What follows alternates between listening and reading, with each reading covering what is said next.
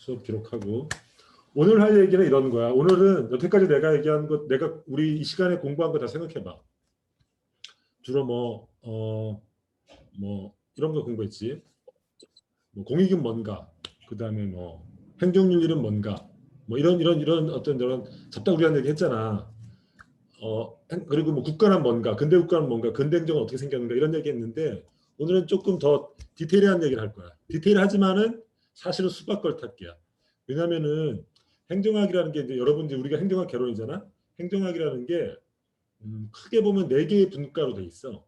첫 번째는 이제 조직론 혹은 행정 조직 뭐 이런 것들이 하나가 있고 두 번째는 인사행정.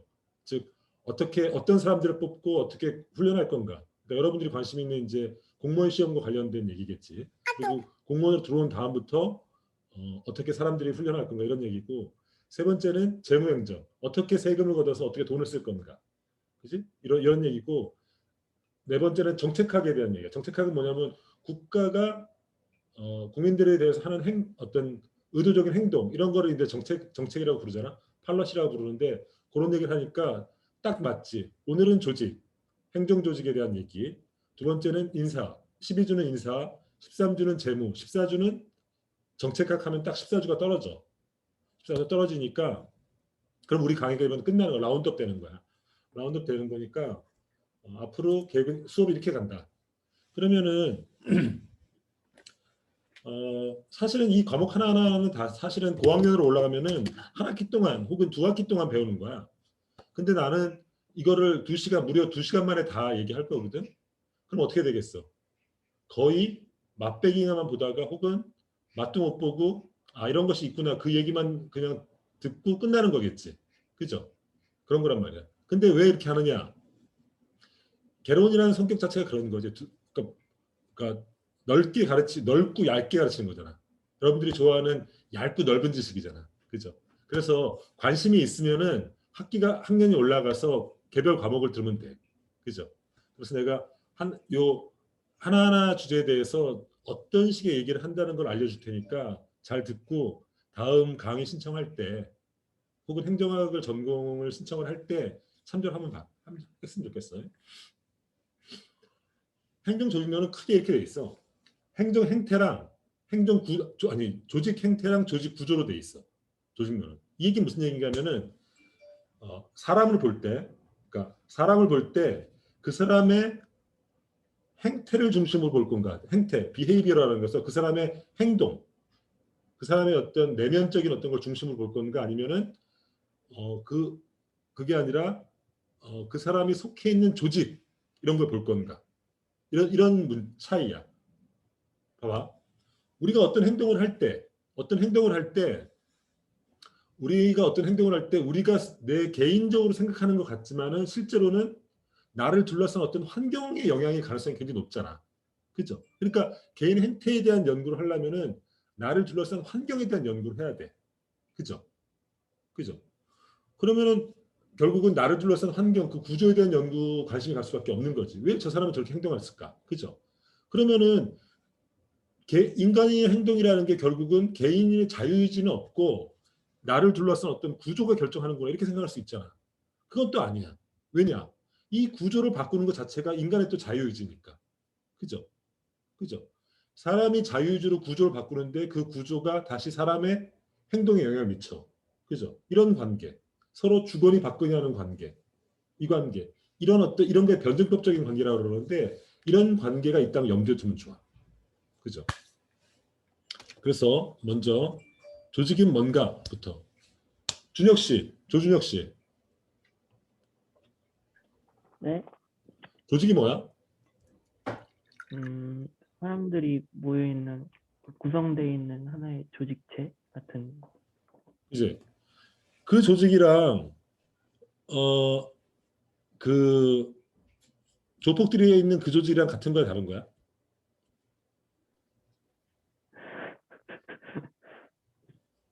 크게 보면 같을 것 같고, 좀 자세히 보면 다를 것 같습니다. 그러면 준혁 씨는 조직에 가입돼 있어, 안 가입돼 있어? 가입돼 있어요. 어떤 조직에 가입돼 있어? 무슨 판대?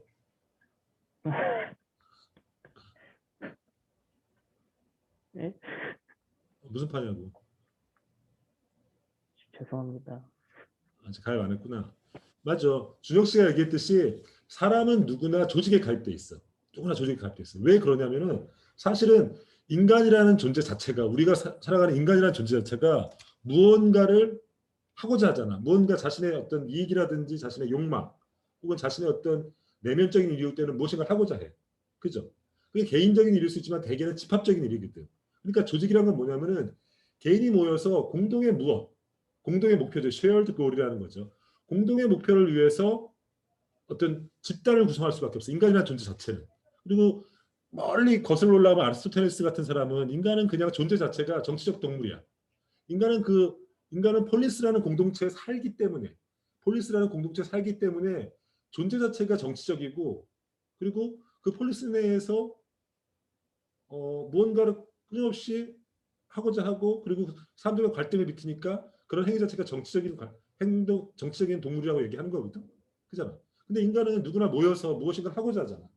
이 과정에서 혼자 힘으로 할 수 있는 것도 있지만은 항상 누군가 같이 해야 되니까 항상 조직을 만들어. 그죠? 그죠? 내가 뭐 하고 싶을 때 항상 조직을 만들잖아. 그래서 인간의 삶의 조건 자체가 사실은 조직과 관련이 있어. 조직. 그죠? 그렇다면은 그 다음에 고민은 뭐가 돼야 될까? 우리가 무엇인가 공동의 목표를 위해서 조직을 만들어. 인간은 누구나 속성이 다 그래. 우리 뭐 중고등학생들 보면은 막 정치질 한다 그러잖아. 서로 막 편짜 가지고 막 이렇게 하잖아. 그잖아. 그죠? 그리고 또 그런 짓거리도 하고 또 한편으로는 뭔가 하려고 하면은 또 이게 팀을 꾸리잖아. 조직이라고 하지만은 뭐 무슨 아주 심플한 어떤 친목 모임부터 아주 굉장히 체계적인 조직까지 다 만들잖아. 그죠? 하여튼 항상 우리가 살아오면서 그런 조직 활동을 해온단 말이야. 그죠? 그러면 어떤 고민이 그 다음에 들까? 어떻게 하면은 사람들이 간에 모여서 조직을 하는데 어떻게 하면은 그 조직을 효율적으로 짜볼까? 어떻게 하면은 일을 더 효율적으로 왜냐하면 조직이라는 것 자체가 어떤 목표를 실현하기 위한 거니까 그치 단순히 모인 것만 아니라 누구에게 일을 배분하고 누구에게 리더의 자리를 주고 누가 실행하고 누구에게 어떤 역할을 주고 이런 어떤 어떻게 하면 조직을 효율적으로 움직일까 이런 고민을 하게 되잖아 그죠 이게 조직론의 핵심적인 고민이야 사실 그러면은 정부라는 것도 생각해봐라 정부도 사실은 관료제라고 운영되고 있잖아 이 관료제가 뭐야 조직을 운영하는 원리죠. 그죠? 봐봐. 정부라는 것도 조직론의 관점 볼 수 있어. 정부도 무엇인가를 해야 돼. 그죠? 공공 서비스라는 걸 국민에게 제공해야 돼. 그죠? 그러려면은 그걸 하기 위해서 사람을 모으죠. 이게 공무원들이 되는 거죠. 그럼 이들을 그냥 풀어놓으면 안 되잖아. 무언가 이 사람들이 효율적으로 국민들에게 공공 서비스 제공할 수 있도록 조직을 꾸려야 되잖아. 그죠? 그러니까 관료제에 대한 관심 혹은 정부에 대한 관심은 결국은 정부 조직에 대한 관심으로 이어질 수밖에 없는 거죠. 그죠? 그래서 행정학의 거의 내가 볼 때는 한 절반 이상은 사실은 조직론적인 관심이야. 그죠? 그래서 우리도 잠깐 봐왔는데 사실은 우리가 개론을 여태까지 해오면서 조직론의 이론을 일부 공부해왔어. 잠깐 더듬어 볼게. 여러분 중간고사에도 봤지만은 행정학의 뿌리가 됐던 세 명의 사상가들 얘기했잖아. 첫 번째는 우드로 윌슨, 미국의 대통령이었던 우드로 윌슨. 두 번째는 막스 베버라는 사회학자. 이 사람은 정치행정 이원론을 얘기했다 그랬죠. 그리고 기억나겠지만은 테일러라는 사람이 있었어요. 테일러. 프리디 테일러라는 사람이 있었는데 이 사람이 과학적 관리론이라는 것들을 20세기 초에 도입했다 했잖아. 테일러라는 사람은 이 사람 자체가 엔지니어 출신이고 그다음에 당시 미국 서구 사회에서 등장하고 있는 공장 시스템을 보면서 너무 사람들이 효율이 없어. 그냥 사람들을 모아놓고 작업을 하는데 너무 효율이 없어. 그래서 동작 연구와 시간 연구를 한다고 했죠. 그래서 어떻게 하면 가장 효율적으로 생산력을 높일 건가 이 연구를 했다고 했잖아요. 그죠? 이게 사실은 조직에 대한 연구죠.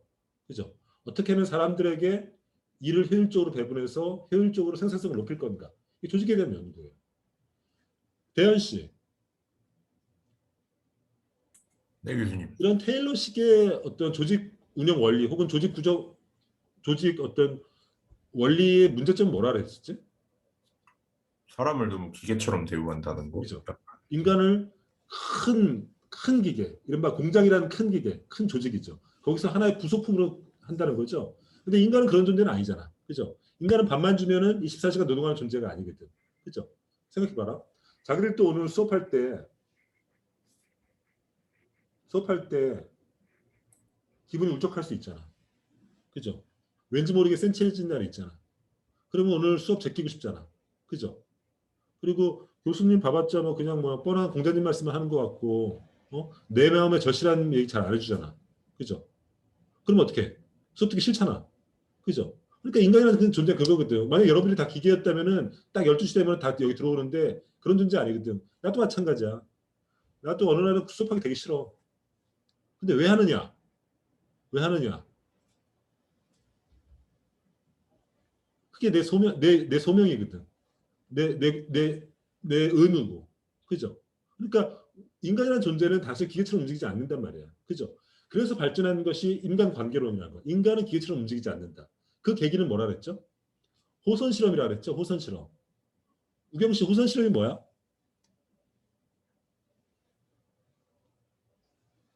우경 씨, 전우경 씨. 호선 실험이 뭐야? 잘 모르겠어요. 호선 실험 몰라? 중간고사도 봤던데. 네, 기억하겠어. 성화 씨, 홍성화 씨. 호선 실험이 뭐야? 네, 음, 호송 공장에서 음. 집단 A, B로 나눠서 물리적인 환경을 조성했을 때 그렇지. 인간에게 어떤 그렇지. 변화가 호선 있나요? 실험에서 오케이. 호선 실험에서 호선 공장에서 시카고 인근에 있는 호선 공장에서 마이오라는 하버드대 그 학자들이 모여가지고 테일러적인 실험을 해본 거야. 한쪽은 조명을 밝게 하고 한쪽은 조명을 어둡게 해서 이런 어떤 그때 아이디어는 인간은 기계랑 똑같다는 아이디어지. 했는데 생산력의 차이가 거의 없었죠. 그죠? 왜 그래? 최민정 씨, 왜 생산력의 차이가 없었어? 최민정 씨. 어,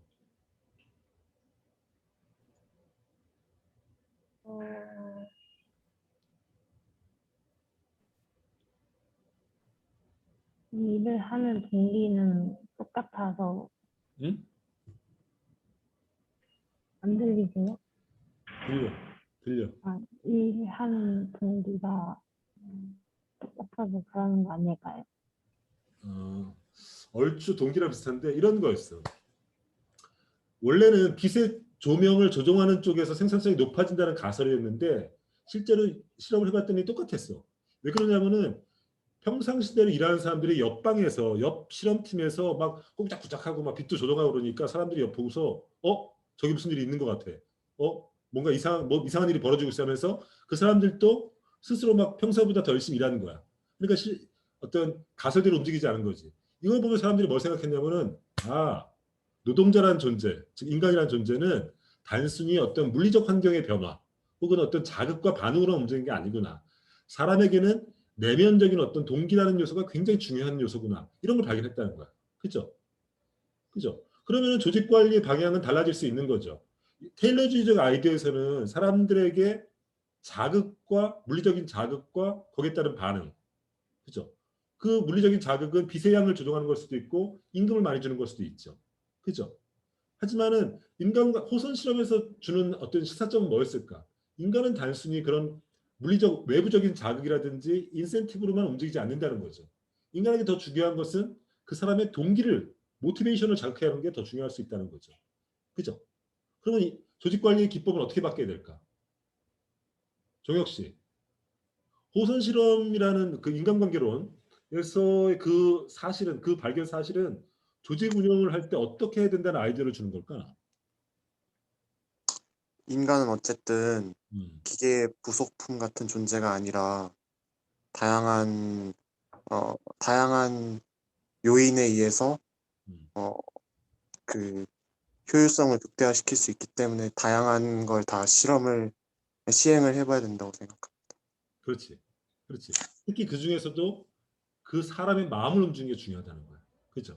내가 여러분들한테 수업, 예를 들어서 여러분들이 맨날 그 수업 시간 되면 뒤에 있는 사람들은 카메라 끄고 있잖아. 그래서 내가 이렇게 얘기하는 거야. 니들 이제부터 카메라 끄면은 다 감점시킬 거야. 이러면은 이런 것과 이런 방법이 하나가 있고 두 번째는 왜 수업을 할 때 카메라를 켜고 같이 얼굴을 마주보면 수업하는지 내가 설득을 해. 설득을 해가지고 그것의 중요성, 그것의 의미 그리고 그렇게 해야지 우리가 그나마 이 코로나 시대의 어떤 한계를 극복할 수 있다 이렇게 설득을 해. 종혁 씨 어떤 방식이 더 사람들이 카메라 키우는데 도움이 될까? 경우에 따라 다르지 않을까 싶기는 한데 그래도 요즘 시대에는 좀 민주적인 방법이 좋지 않을까 생각합니다. 민주적으로 설득하는 게 낫지. 요즘에는 네 그렇다고 생각. 요즘에는 그러면은 근데 내가 볼 때는 카메라 끈 사람들 다 지금 감점시킬 거야. 이제부터 다 감점시켜. 다 체크해가지고 조교들 다 체크해. 다 감점시킬 거야. 이러면 카메라 다 킬 것 같거든. 그죠? 근데 문제는 뭐냐면은 그렇게 됐을 때 문제는 뭐냐면은 카메라 키고 있지만 내가 볼 때 딴짓거리 할 것 같아. 카메라 켜놓고 그냥 딴 생각하고 있을 것 같아. 그러니까 우리가 이런 거지. 사람들을 물가까지 데리고 올 수 있지만 말을 물가까지 데리고 올 수 있지만 물을 먹일 수 없다는 얘기가 있잖아. 그죠? 그러니까 진짜 학습에서 공부에서 중요한 거는 내면적인 동기거든. 그잖아. 내면적인 동기가 강하게 되면은 카메라 키라고 하든 말라고 하든 할 거 아니겠어. 그죠? 그렇잖아. 사람은 그런 존재라는 거야. 그죠? 그러니까 조직론은 사실은 인간에 대한 깊은 이해를 바탕으로 하고 있는 거죠. 그죠? 그리고 같은 맥락인데 나는 항상 시험도 미리 시험 문제를 주고 집에서 풀도록 해.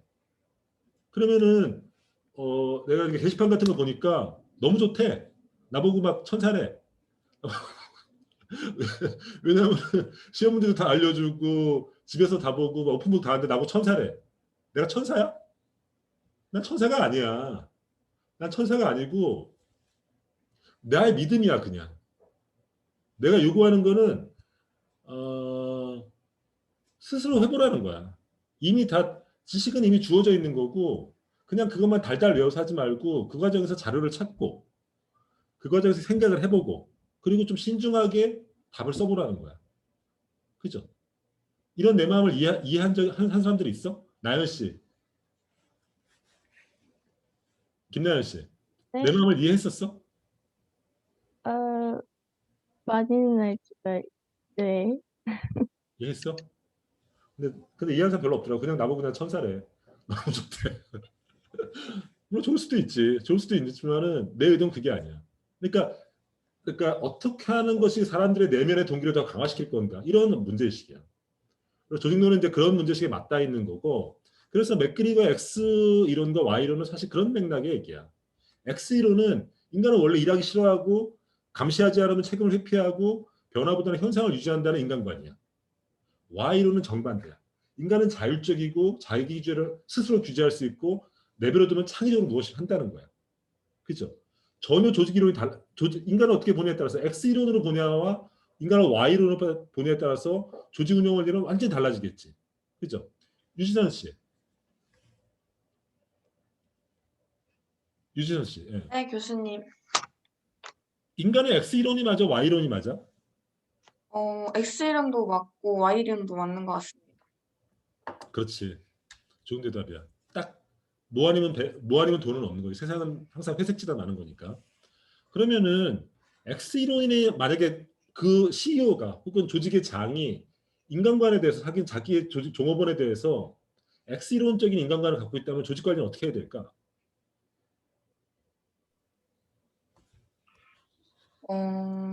X 이름을 봤을 때 뭔가 좀 인간은 본성적으로 음. 일하는 것을 귀찮아한다? 약간 그런 뜻으로 보이는데 이럴 때는 좀 조금은 강압적인 수단을 활용할 수도 있는 것 같습니다. 그죠? 감시하고, 그죠? 그다음에 네. 성과에 대해서 상과 벌을 강하게 줘. 잘한 놈들은 상 주고 못한 놈들은 세게 벌 주고, 그죠? 네. 끊임없이 해고 위험을 주고, 그죠? 항상 출석부 등록하게 하고 뭐 이런 거죠. 만약에 Y론적인 관점으로 인간을 본다면 어떻게 하면 될까?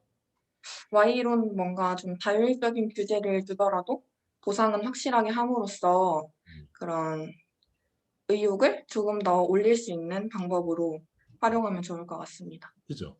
그러니까 사실은 X이론적인 관점, 인간의 X이론에 가깝다고 보는 관점이 사실 테일러주의적인 관점에 가깝죠. 그죠? 테일러주의 관점에 가깝죠. 인간 아니다, 노노, 절대 노노. 인간은 오히려 Y론과 비슷해. 인간은 오히려 내버려 두면은 내면적 동기에서 더 하라고 하지 않아도 열성적으로 한다. 이런 거죠. 그런 것들은 사실 인간관계론의 문제식 맞닿아있죠. 이 이론의 핵심은 뭐냐면은 어떻게 조직을 운영할 건가는 조직을 운영하는 어떤 정답은 없어. 근데 확실한 건 뭐냐면은 조직 운영의 원리는 사실은 인간은 어떤 존재라는 어떤 전제 속에서 출발한다는 거야. 그렇죠? 그래서 여러분들은 공무원 조직도 정부 조직도 마찬가지고 그리고 기업 조직도 마찬가지고 우리가 맺고 있는 어떤 일상의 많은 조직들도 사실은 이런 전제 속에서 움직인다는 거야. 그렇죠? 그래서 또 이 얘기 핵심은 뭐냐면은 우리가 생각하는 인간은 무엇일까? 이런 생각은 사실은 쓸데없는 생각이라는 거야. 왜? 인간은 그렇게 존재하지 않거든. 인간은 진공 상태에서 아무런 것 없이 그냥 인간 본질로 존재하지 않는다는 거야. 인간은 항상 조직 속에서 존재한다는 거야. 이 얘기는 뭐냐면은 인간은 조직 속에서 존재하기 때문에 실제 인간이 무엇인가라는 질문은 조직 속에서 인간은 어떤가? 이 질문과 맞닿아 있다는 거야. 즉 인간의 본질이 무엇이 있다기보다는 인간은 항상 조직 속에서 인간으로 존재하기 때문에 조직 속에서 인간은 굉장히 특별하게 드러난다는 거야. 그걸 보여주는 실험이 바로 스탠리 밀그램의 복종 실험이라는 거야. 봐봐. 이 실험은 뭐냐면은 이 밀그램이라는 사람이 스탠포드 대학인가 하여튼 미국의 대학에서 사람들을 수집을 했어. 수집을 해가지고 사람들한테 명령을 내리는 거야. 이거 아는 사람도 있겠는데 먼저 동영상을 봐. 동영상을 보고 얘기합시다.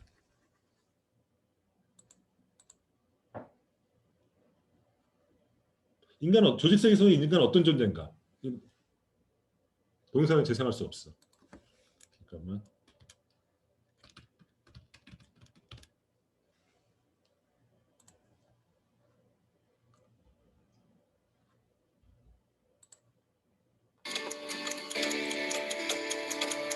그러나 슬프게도 어떤 상황 속에서는 평범한 사람들이 자신의 원칙과 믿음을 버리고 넘지 말아야 할 선을 넘어서기도 합니다.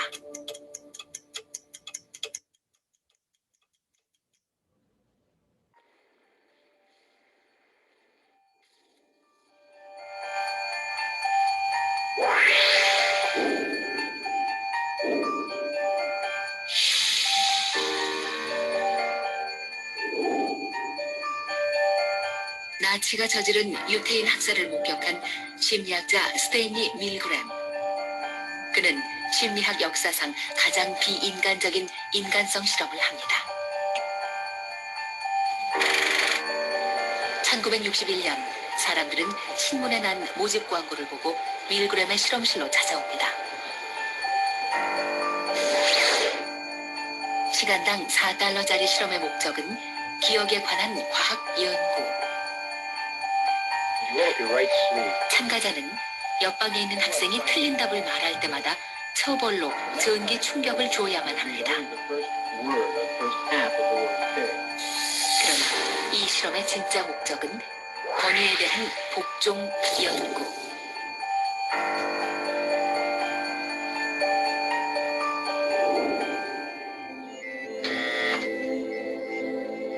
방 안에는 15V에서 450V까지 30단계의 버튼이 놓여 있고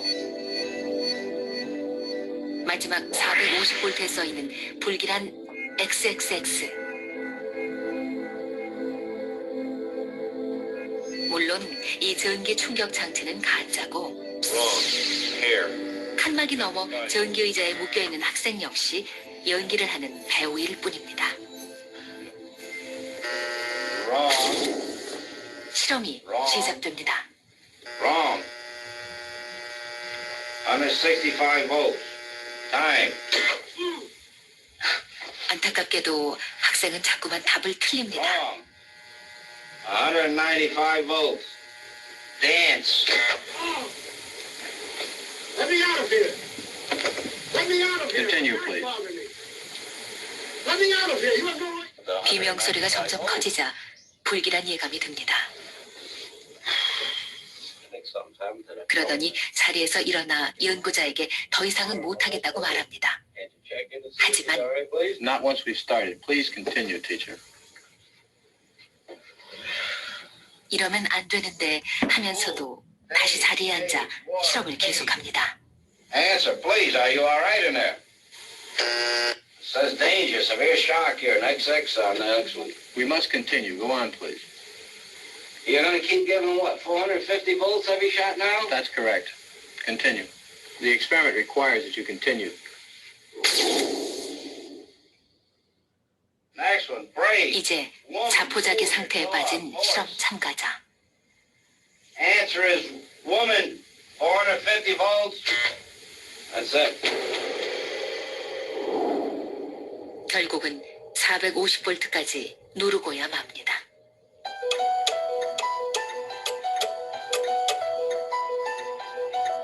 이 실험을 하기 전 밀그램은 40명의 심리학자와 정신과 의사에게 다음과 같이 질문했습니다.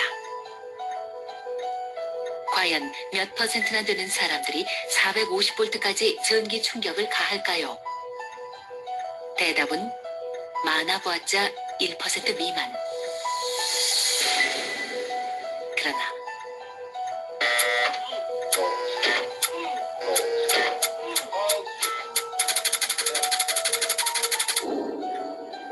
450볼트까지 누른 사람은 65%였습니다.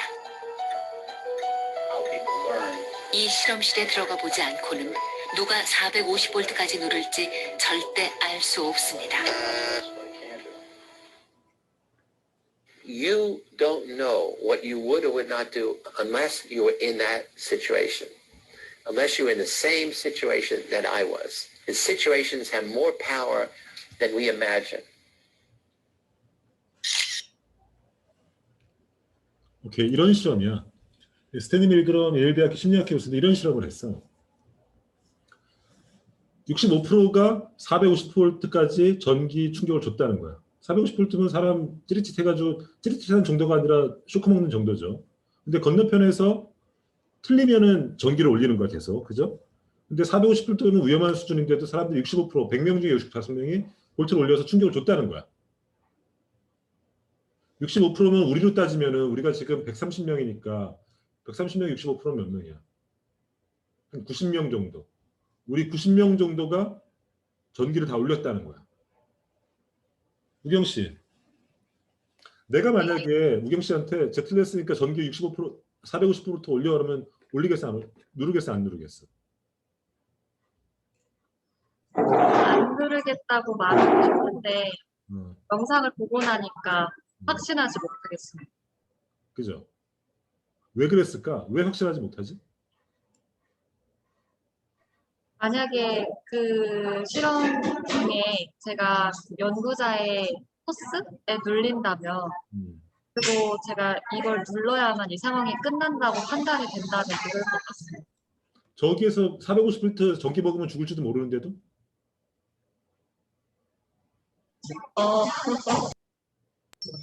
그래도 상황에서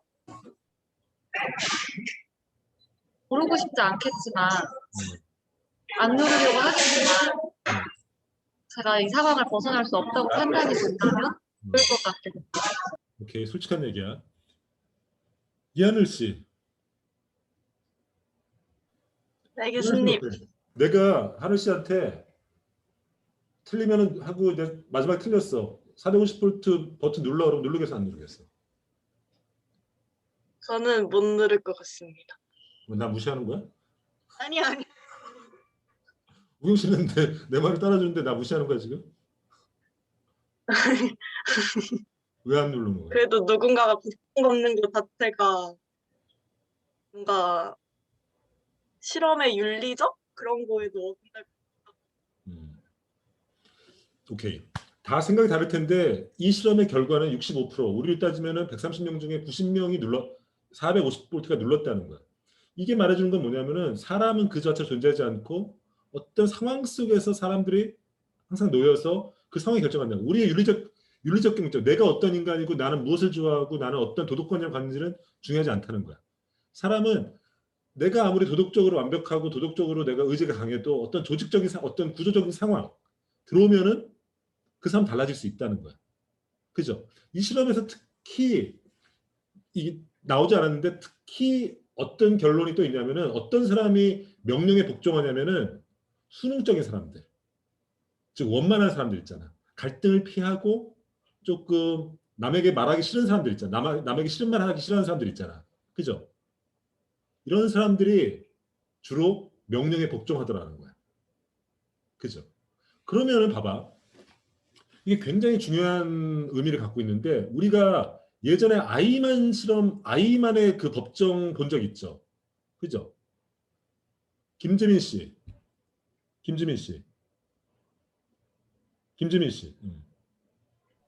네. 아이만 생각나? 네, 교수님. 아이만 생각나? 아니요, 잘 기억이 안 나는. 아이만 생각 안 나? 독일 아저씨 몰라? 아르헨티나에서 잡혀왔던 독일 아저씨 몰라? 기억이 잘 나지 않습니다. 전기 충격을 주고 싶구나. 농담이야. 신기한 씨. 네. 아이만 기억나? 네네. 아이만 얘기할 때 우리가 뭐 얘기할 때겠지? 아이만이라는 사람이 이른바 컨센트레이션, 즉 동유럽에 있는 유대인들을 이렇게 모아가지고 아우슈비츠에 몰아넣는 역할의 총책임자였었어. 아이만이라서 2차 대전이 끝난 다음에 아르헨티나 도망갔다가 이스라엘의 모사드에 잡혀가지고 예루살렘에 와가지고 재판을 받았다 그랬죠. 국제재판을 받았다 그랬죠. 그죠? 네네. 아이만의 변명이 뭐였죠? 예, 자기는 이제 국가가 시킨 대로만 한 거다 이런 식으로 말했던 것 같아요. 그렇죠. 공무원의 윤리는 생각하고 판단하는 것이 아니고 시킨 대로 하는 것이 공무원의 윤리다. 이런 얘기를 했단 말이에요. 그래서 나는 공무원의 윤리를 따랐을 뿐이지 죄를 지은 게 아니라는 게 아이만의 변명이었어. 그죠? 네네. 근데 이 관점, 그 스탠리 밀그램의 실험의 관점에서 봤을 때 아이만의 행동을 우리가 변호해 줄 수 있지 않아? 네, 이 실험은 그럴 것 같습니다. 그죠? 어떤 면에서 변호해 줄 수 있어요? 사람이 이제 그 상황에 따라서 이제 행동에 영향이 많이 가니까 그 아이의 힘만도 그 상황에서 영향을 받아서 그런 행동을 저질렀다는 식으로 이제 해줄 것 같습니다. 그렇죠. 아이만은 그때도 얼굴 봤지만은 무슨 막 떡대가 좋거나 이런 아저씨가 아니야. 머리가 반쯤 벗겨진 초라한 노인네였었어. 그죠? 한마디로 말하면 수능적 인간의 가능성이 높아. 이 수능적 인간일수록 권위에 복종하거든.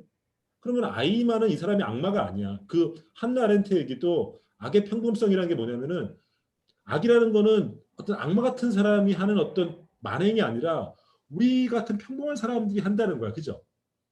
그럼 우리 같은 평범한 사람들이 왜 그런 극악한 악을 저지른다는 거야.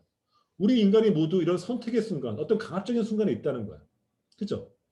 그렇다면은 우리가 아이만의 얘기를 할 때 행정윤리 시간에 얘기했단 말이야. 어떤 선택의 순간이 올 때 우리가 올바른 선택을 하기 위해서는 무엇이 인간의 행동이 올바른 것이고 어떻게 해야 되고 이런 내면적인 힘이라든지 윤리적인 태도가 굉장히 중요하다는 얘기를 했는데 사실은 조직이론에서 보면은 그런 건 중요하지 않은 거지. 그죠? 오히려 그렇게 인간에게 그런 선택을 강요하는 그런 조직의 구조, 환경이 더 중요한 요소잖아. 그죠? 그럼 대현 씨. 네, 교수님. 행정윤리는 필요 없는 거네. 네. 행정윤리 따위는 걔한테나 줘야겠네. 행정윤리가 필요 없다고 이야기할 수는 없을 것 같습니다. 왜? 그러니까 사람은 항상 그 상황과 맥락에 의해서 뭔가 영향을 받지만 그런 상황과 맥락을 통제할 수 있는 윤리나 규칙 같은 건 필요하지 않을까요? 나도 그렇게 생각해. 나도 그렇게 생각하는데 하여튼 우리가 사람은 어떤 존재인가 생각할 때 항상 조직의 관점에 조직 속의 인간은 무엇인가 항상 인간은 그런 존재가 존재해오니까 그런 관점을 봐야 되고 항상 그런 균형적인 관점 그 사람의 어떤 윤리적인 그런 관점에서 보기도 해야 되고 또 한편으로는 그 사람의 처한 환경에서 보기도 해야 돼 사실은. 그죠? 그래서 봐야 된다. 밑에 있는 스탠포드 감옥 실험은 사실 같은 맥락의 실험이야. 이 실험은 동영상은 없고 내가 설명만 해주면은 이거는 역시 실험을 했어. 모집을 해가지고 한쪽은 죄수의 역할을 하는 거야. 한쪽은 간수의 역할을 하는 거야. 처음엔 장난으로 해. 장난으로 하다가 나중에는 점점 역할에 몰두해가지고 정말 간수 역할을 하는 사람들이 막 죄수 역할을 하는 사람들한테 비인간적인 모욕과 비인간적인 폭력을 행사하기 시작하는 실험이야. 역시 스탠리 밀그램 복종 실험과 같은 맥락의 실험이야. 즉 인간은 아무리 선한 사람이라도 자신이 처한 역할, 그 사람이 있는 위치에 따라서 사람이 달라질 수 있다는 거야. 그죠? 이런 걸 보여주는 거거든요. 그러니까 이 얘기는 뭐냐면은 얼마나 사람한테 그냥 개인 자체가 아니라 그런 사람들이 일을 잘할 수 있도록 혹은 그런 사람들이 그런 극단적인 상황으로 몰리지 않도록 조직의 어떤 운영이라든지 구조를 굉장히 합리적이고 민주적으로 짜야 된다는 걸 암시해 주는 거라고도 해석할 수 있는 거죠. 그죠? 조직론은 사실 그런 관심을 갖고 있어요. 어떻게 하면 공무원들이 더 공공 서비스를 잘할 수 있도록 시민들을 위해서 봉사할 수 있도록 이런 조직을 만들 건가? 이런 거죠. 단순히 일을 효율적으로 하는 것도 중요한 요소지만은 그들이 잘못된 일을 하지 않도록 하는 것도 조직 관리의 중요한 포션 중에 하나라는 거죠. 그죠? 정부는 특히 그럴 수 있는 거죠. 그죠? 그래서 관료제는 사실은 우리가 이제 근대 국가 등장하면서 두 가지 직업 공무원과 직업 정치인이 생겼는데 직업 공무원을 조직하는 원리, 그게 이제 관료제라고 얘기했잖아요. 그래서 관료제는 사실은 조직론의 관점으로 보면은 근대 국가에서 공무원들을 일을 시키는 혹은 근대 정부의 조직을 만드는 원리라고도 얘기할 수 있어요. 조직의 원리라고 얘기할 수도 있어요. 관료제는 그런 관점으로. 그죠? 그래서 그러면 이런 질문을 해볼 수 있지. 왜 근대에는 관료제적인 방식, 관료제 방식은 특징을 얘기했죠. 유계를 나누고 일은 항상 문서로 하고 역할과 책임이 분명하고 상명하복을 따르고 뭐 이런 게 어떤 기본적인 관료제 원칙인데 왜 근대에는 관료제라는 형식으로 정부가 조직됐을까? 이게 중요한 질문 중에 하나죠. 그죠? 신기한 씨. 네. 왜 근대에는 관료제적인 방식으로 정부가 조직됐을까? 관료제보다 더 효율적인 방법을 찾지 못해서 관료제를 선택한 게 아닐까요? 거의 맞아. 거의 맞는 질문이야. 관료제가 가장 효율적으로 보는 거야. 여기를 보면은 그 얘기를 알 수 있어. 이거는 이제 불확실성이야. 불확실성이고 이거는 관료제의 기준이야.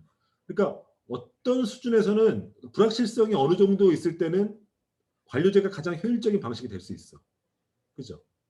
근데 불확실성이 더 커지는 순간 관료제는 비효율적인 순간이 돼. 그러니까 근대는 이렇게 볼 수 있는 거야. 근대 국가가 형성될 때는 불확실성 정도가 한 중간 정도 수준이었기 때문에 그때 불확실성을 통제하는 방식은 관료제적인 조직 운영이 가장 효율적이라고 판단했을 수 있어.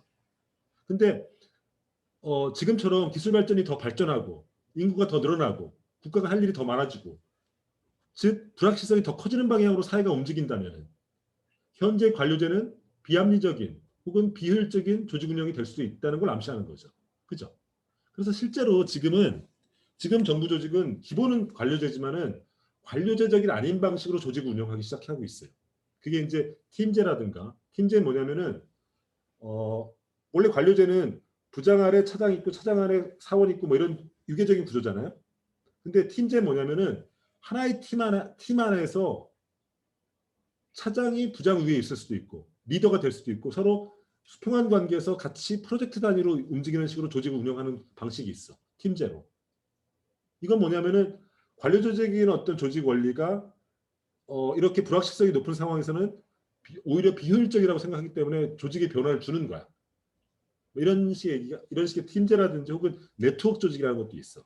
이렇게 조직 원리 변하는데 그것의 핵심 아이디어는 뭐냐면은 관료제가 가장 근대 합리적인 혹은 가장 효율적인 방식으로 판단됐기 때문에 근대의 정부 조직은 관료제로 운영됐고 조직됐지만은 오히려 그것이 비합리적인 요소로 변할 순간에서 조직을 다르게 운영하는 실험들이 일어나고 있는 거야 지금. 그 얘기는 나중에 또 할 기회가 있을 거야. 그러면은 역시 조직론의 관점에서 우리가 공무원들을 이해할 수가 있어. 아까는 우리가 아이만을 이해했잖아. 이번에는 일선 공무원들은 왜 그럴까? 이런 것들을 얘기할 수 있어요. 조직 관점에서.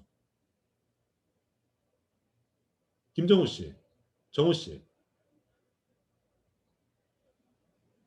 김정우 씨. 네, 교수님. 공무원스럽다는 얘기 들어봤어? 정확히 들어보지 않았어요. 공무원스럽다는 얘기 못 들어봤어? 그럼 정우 씨는 공무원 하면 떠오르는 이미지는 뭐야?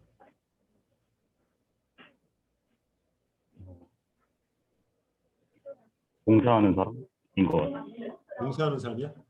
네. 공무원에 대한 이미지가 되게 좋네. 정우 씨 공무원 되려고 그러지?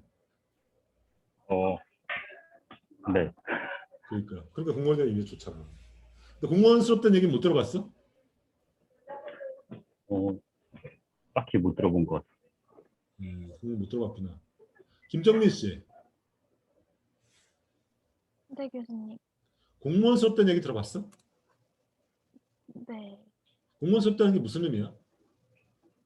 정해진 절차대로 딱딱하게 행동하는 게 공무원스럽다는 의미 그죠. 아닌가요? 융통성이 없고, 그죠?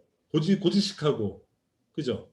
불친절하고, 네. 이런 게 공무원스럽다는 거잖아. 근데 물어볼게. 정우 씨가 볼 때는 공무원은 그런 사람들이 아니야. 근데 또 일부 사람들은 공무원은 공무원스럽다고 생각해.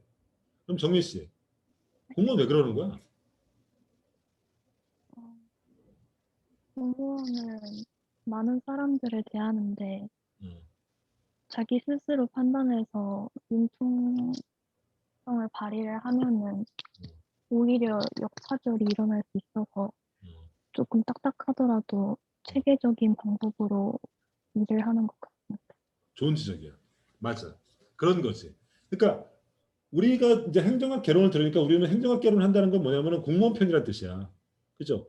공무원들을 일반 국민과 함께 비판하는 게 아니라 왜 공무원은 저렇게 행동을 할까? 이른바 공무원의 행동을 조직 행태의 관점에서, 즉 조직 내 인간의 관점으로 보는 거야. 그러면은 우리가 일선 공무원들, 이른바 우리가 평상시에 만나는 공무원들 있잖아. 경찰이라든지, 뭐 동사무소 갔, 주민센터 갔을 때 만나는 그런 공무원들, 그 다음에 복지사들, 이런 사람들을 우리가 일선에서 만나는 공무원들이야. 이 사람들을 보면은 우리가 기대하는 것에 못 미치는 행동을 할 가능성이 있어. 물론 정우 씨는 이제 봉사하는 삶으로 그냥 보지만은 실제로는 경찰들 만나면은 대개는 굉장히 딱딱하고 위압적으로 그런 경우를 만날 수도 있어. 주민센터의 공무원들도 만나면은 해주면 될 것 같은데 막 땡땡거리는 사람들 만날 수 있어. 복지사들도 막 짜증 부리고 이런 사람들 만날 수 있어. 그죠? 공무원은 왜 그럴까? 그 사람이 나쁜 게 아니야. 우리가 조직론의 관점에서 보면은 그 사람들은 그렇게 할 수밖에 없는 환경에 처해 있다는 거야. 그죠? 왜냐? 무엇이냐? 그 사람들은 어떤 환경에 처했냐면은 항상 만성적인 자원의 부족함이 있어. 자기가 할 수 있는 것보다 자기가 갖고 있는 권한보다 일은 더 많아. 그죠? 그리고 여러 명의 사람들이 다양한 요구를 해. 그리고 아까 얘기했듯이 정민 씨가 얘기했듯이 규정이 정해져 있어. 그러면 사람들은 어떻게 행동해야 될까? 자신이 하는 일을 단순화시켜야 되고 형식화시켜야 돼. 그죠? 그리고 될 수 있으면 사람들이 어떤 서비스 요구를 최대한 안 하도록 억제해야 돼. 그죠? 그리고 딱 한눈에 보면은 그 사람의 사정을 듣지 않고 한눈에 보면은 딱 저 사람이 요구하는 게 뭔지 딱 이른바 통밥을 잡아야 돼. 그죠? 이런 것들이 그 사람들에게 체질화되는 거죠. 즉 다른 예를 드는 거야. 사회복지사를 해. 내가 사회복지사야. 사회복지사인데 원래의 원칙은 뭐냐면 사회복지사는 봉사하는 사람이니까 항상 가난한 사람들을 찾아가서 가정 방문을 가서 항상 물어봐야 돼. 요즘 어떻게 지내십니까? 어려움은 없습니까? 어쩌다 이렇게 됐습니까? 뭐가 필요합니까? 이렇게 해야 돼. 그죠? 이게 원래 그들에게 요구되는 직업 윤리야. 근데 문제는 뭐냐면은 이 복지사는 이 사람만 관리하는 게 아니거든. 자기 관내에 이런 사람들 하루에 수십 명을 관리해야 돼. 그죠? 이렇게 하다 보면은 한 사람만 상담하다 보면은 하루가 다 가. 그죠? 이른바 자원의 제약이 있는 거야. 그럼 어떻게 해야 돼? 대충 상담해야 되죠? 대충 상담하고 다음 사람으로 넘어가야 돼. 그리고 딱 보면 알아야 돼. 즉, 이 사람의 방을 갔는데 방에 가면은 술 마신 자격이 있어. 그러면 이 사람은 알코올 중독자구만. 그러면은 뭐 이 사람은 뭐 상담할 필요 없이 그냥 뭐 이 정도의 도움만 주면 되겠구만. 이른바 자기 머리에 스테레오타입이 딱딱 만들어져야 돼. 그래야지 오늘 나한테 부여된 업무를 다 처리할 수가 있어. 그죠? 공무원은 그런 존재라는 거야. 그 일선 관료들은. 그죠? 그러니까 우리가 일상에서 만나는 공무원들이 보이는 그런 어떤 바람직하지 못한 행태들은 그 공무원의 나쁘고 좋고 그 사람의 인간성이라든지 그들이 갖고 있는 어떤 행정윤리 혹은 공공마인드, 공익이라는 관점으로 봐서는 볼 측면도 있지만은 그것만이 다가 아니라는 거죠. 그가 조직이라는 환경 속에서 처한 그 관계, 그 맥락 속에서 그 사람을 이해할 필요가 있다는 거야. 그죠? 행정학개론을 듣는 사람들은 그런 관점으로 좀 더 넓은 맥락 속에서 공무원 행태를 이해해야 된다는 거죠. 그죠? 그러니까 조직론은 그래서 공무원의 행태를 이해하는데 굉장히 많은 함의를 주고 있는 거죠, 사실은. 그죠? 조직론은 이런 걸 연구하는 거예요. 왜 그렇게 행동할까? 조직 속의 인간이라는 관점에서 연구하는 거죠. 그죠?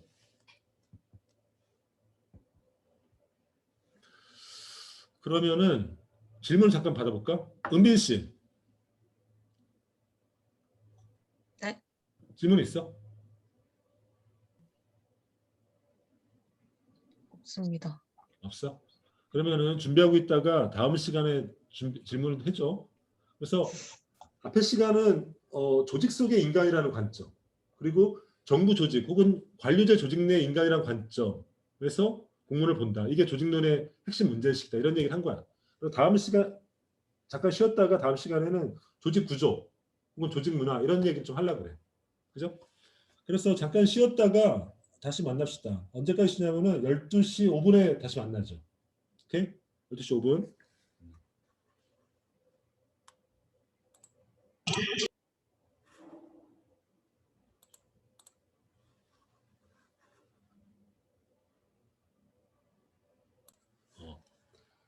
국무총리는 대통령을 보좌해서 뭐 이렇게 돼 있어. 그러니까 대통령이 행정부의 최고 책임자지만은 국무총리가 중간에서 조율해서 하는 거죠. 그죠? 그리고 이런 조직은 국무총리 산하 조직들이야.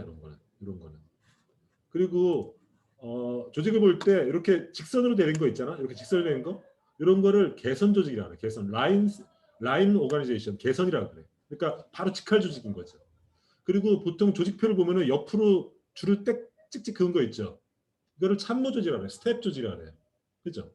그러니까 스텝 조직의 역할은 뭐냐면은 대통령 비서실이라든지 이런 것들이죠. 경호처 이런 거. 이런 스텝 조직의 옆줄로 가는 거.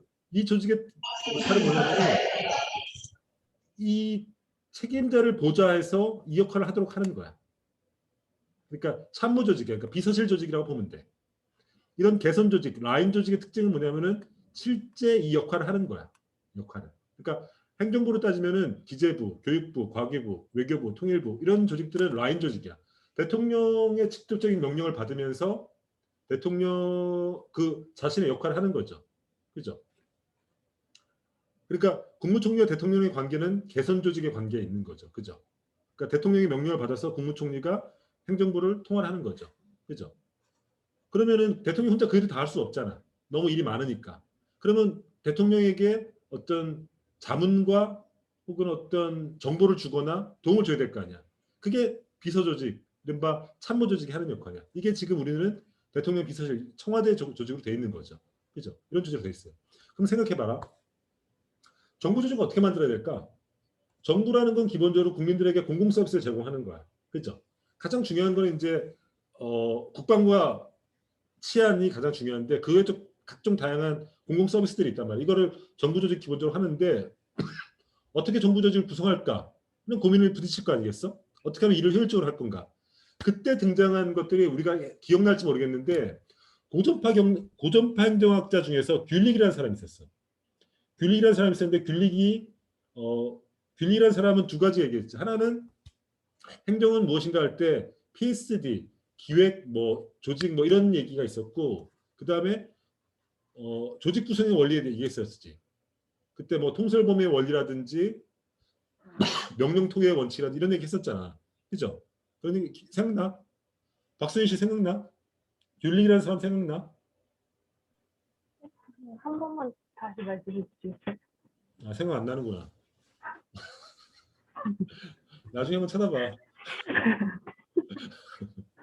행정학사 얘기할 때 귤릭이라는 사람의 고전파 행정학 얘기하면서 그 사람이 1930년대 때 행정은 어떤 역할을 하고 그 다음에 조직의 원리는 무엇인가 얘기할 때 통솔범위 원리, 명령토리 원리 이런 얘기를 했었어.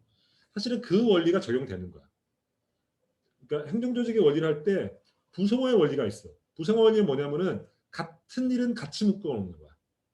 그죠? 그러니까 같은 일은 같이 묶어서, 즉 같은 기능은 같이 묶어서 부를 만들고 성을 만든다는 거야.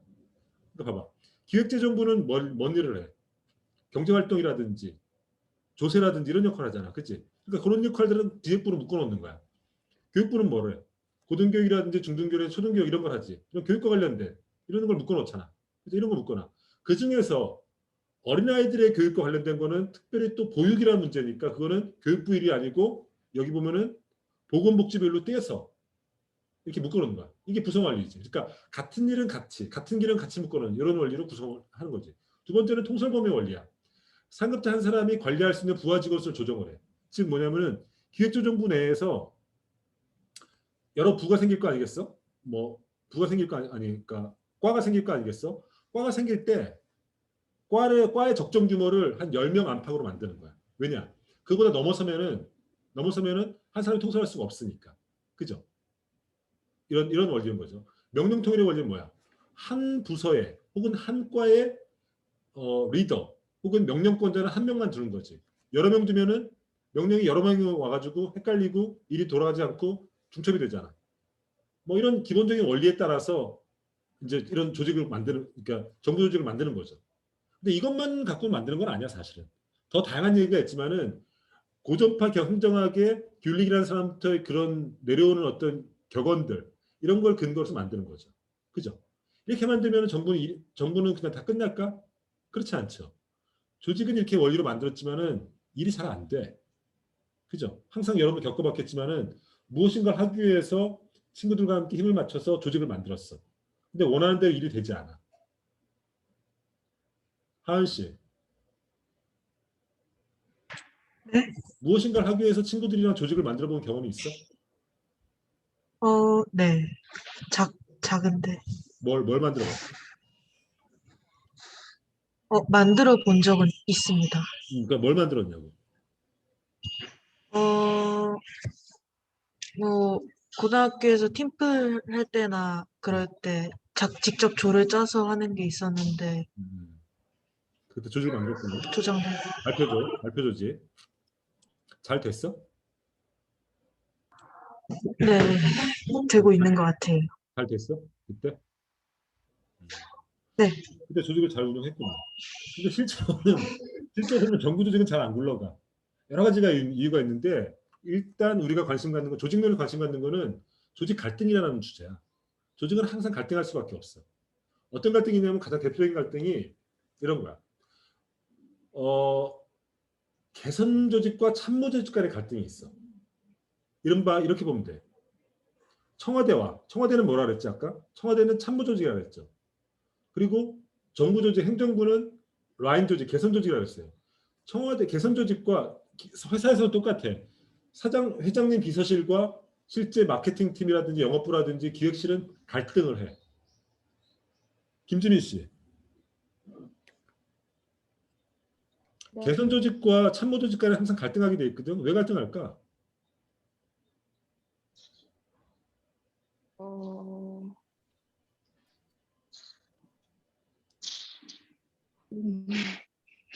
잘 모르겠습니다. 이렇게 생각하면 돼. 예를 들어줄게. 근데 내가 지금 여기 내가 리더라고 생각해봐. 그리고 자기들이 다 조직원이야. 지금 어떻게 조직 구성되어 있냐면은 10개조로 발표자 10개로 딱 구성돼 있어. 그러면 내가 리더고 여러분들은 그 원리에 따라서 부가 구성됐다고 생각해봐. 그러면 그러니까 여러분들은 나의 개선 구조가 되는 거야. 근데 나의 참모 조직은 누구냐면은 조교들이야. 지영 씨랑 현 씨야. 김현 씨야. 근데 참모 조직이야. 나를 도와서 여러분들을 같이 일이 잘 되도록 하는 거야. 근데 지영 씨랑 현 씨랑 여러분들이 갈등할 가능성이 있어. 김지민 씨. 네. 조교들이 꼴도 보기 싫은 적 있었어? 아니요. 없었어? 아니. 아마 조교들이 꼴 보기 싫은 순간 이런 뜰 거야.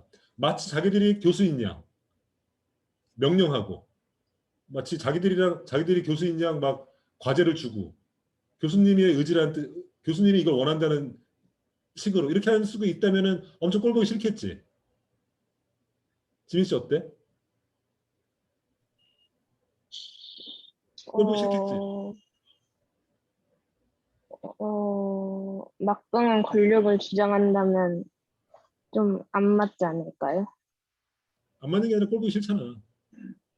그잖아. 대선 조직과 참모 조직의 갈등의 본질이야. 무슨 말인가 하면은 참모 조직은 CEO라든지 대통령 옆에서 사실상 대통령 역할을 대행하거든. 그잖아. 이른바 호가호위 하는 거야. 근데 실제 일을 하거나 집행하는 쪽은 라인 조직, 개선 조직들이거든. 그죠? 이 갈등이 항상 있는 거야.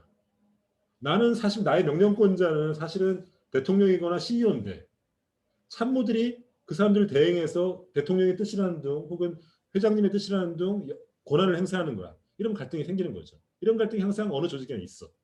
그죠? 참모 조직은 왜 만들어지냐면은 조직이 확대되면은 개인이 혼자 그걸 다 통솔을 못해. 그러니까 참모 조직을 두도록 돼 있죠. 그럼 항상 개선 조직과 갈등을 일으키는 거죠. 두 번째 갈등은 집권화와 분권화의 갈등이야. 정부 같은 경우는 중앙정부와 지방정부 혹은 부서 내에서도 중앙과 그다음에 집행부서들, 이 지방에 있는 갈등이 있죠. 대표적인 건 이런 거야. 예를 들면은 복지 같은 게 우리나라 복지 정책은 주로 어떻게 하냐면은 주로 지방정부들이 해. 그러니까 중앙정부는 돈만 뿌려줘. 돈만 뿌려주고 가령해서 보육이라든지 그리고 뭐 어린이집이라든지 이런 거는 지방정부에서 운영하도록 돼 있어. 관리 감독하도록 돼 있어. 그러면은 중앙정부는 하나의 원칙, 가령해서 만 5세 아이들에게는 아동수당 30만 원을 다 지급하라는 명령을 내렸는데 지방정부는 사정이 다 다를 수 있잖아. 그죠? 그러니까 5월 말까지 집행을 완료하라고 했는데 지방정부가 갖고 있는 권한에 따라 어떤 상황에 따라서 그게 집행이 안 될 수가 있어. 그죠? 중앙정부는 하나의 원칙에 따라서 정책을 일관되게 집행하고 있지만은 하고 싶지만은 지방정부는 자신의 사정에 따라서 그게 정책이 일괄적으로 집행이 안 될 수가 있어. 어떤 조직, 어떤 지방정부는 계획한 대로 30일까지 다 마쳤지만은 어떤 지방정부는 주민 파악이 잘 안 돼가지고 못 마칠 수도 있어. 그죠? 이러면 중앙정부는 어떻게 해? 니들 왜 시킨 대로 안 했어? 다음 내년부터는 니네는 아동수당 지급 안 해. 이렇게 나올 수 있죠. 이런 갈등이 있는 거죠, 항상. 정부 조직 내에는. 그죠? 지방정부와 중앙정부 사이에. 그 다음에 역할과 권한의 갈등도 있어요.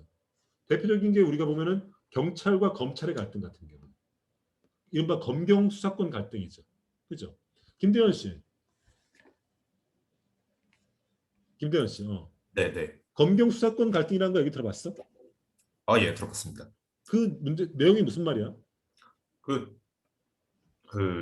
경찰이 수사를 하기 위해서는 검찰에서 영장을 발부해줘야 되는데 검찰은 항상 경찰 위에 있다고 생각하고 경찰은 또 그거에 대해서 불만을 가지고 뭐 그런 관계.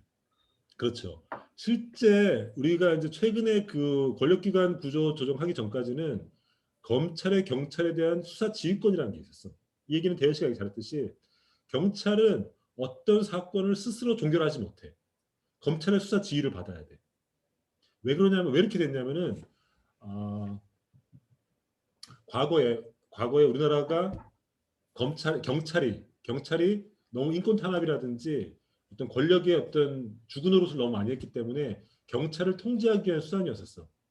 근데 그러다 보니까 검찰의 권력이 너무 세지는 거야. 그래가지고 이 변화의 필요성을 느껴가지고 이 분리를 하려고 하는 거지. 수사권은 경찰에게, 기소권, 그러니까 재판에 패배하는 권리는 검찰에게 나눠주려고 하는데 검찰이 가만히 있을 수가 없지. 왜냐? 자기가 수십 년 동안 누려왔던 권력인데 그거를 경찰에 넘긴다는 게 말이 안 되지.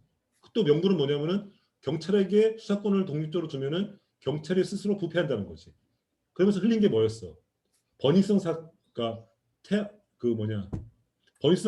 그 강남 버닝썬 사건 알잖아. 그때 경찰이 스스로 사건을 무마했던 것들을 검찰에 흘리는 거야.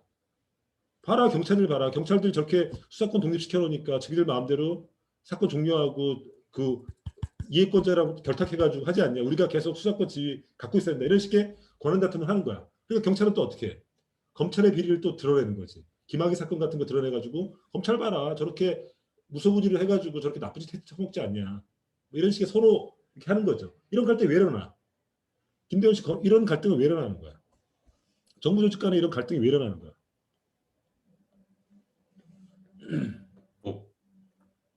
그러게요.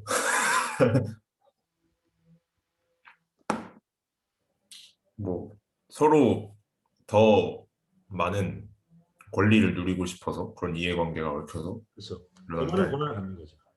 자기에게 더 많은 권한을 갖기 위해서. 그러니까 정부 조직 사회는 정부 조직에게 사실은 공공 서비스를 국민에게 공공 서비스를 제공하는 서비스 조직이기도 하지만은 한편으로는 그것은 권력 구조, 권력 기관이기도 해 사실은. 그러니까 항상 권한의 다툼 이런 어떤 내부 정책이 항상 폭발할 수밖에 없는 거죠.